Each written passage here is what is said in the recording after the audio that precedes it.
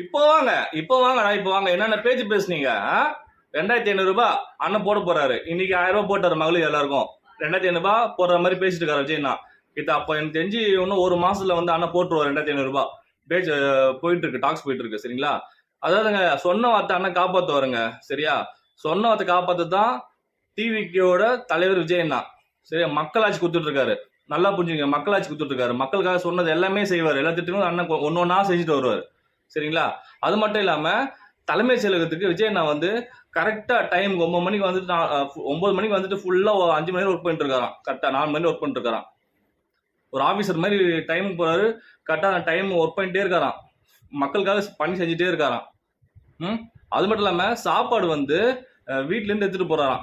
ஒரு ஜஸ்ட் ஒரு முதலமைச்சருங்க, அவர் நினைச்சா ரெஸ்ட் எடுக்கலாம், வெளியே கூட சாப்பிடலாம், தேடி சாப்பாடு அந்த வர அளவுக்கு அந்த அவருக்கு வந்து அந்த பவர் இருக்கு. ஆனா ஒரு நம்ம வந்து மக்களுக்காக வேலை செய்யணுமே சொல்லிட்டு சாப்பாடு வீட்டுல இருந்து எடுத்துட்டு போய் அங்க வேலை செஞ்சுட்டு இருக்காராம்.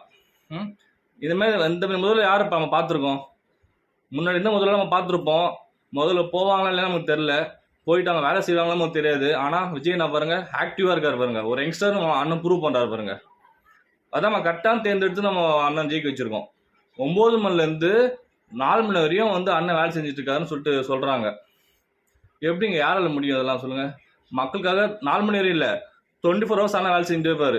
வீட்டுக்கு போய் அண்ணன் வேலை தான் செய்வாரு. மக்களுக்காக தான், மக்களை பத்தி அண்ணன் யோசிப்பாரு. அதே மாதிரி முதல்ல நம்ம தேர்ந்தெடுத்துருக்கோம். ரொம்ப சந்தோஷமா இருக்கு.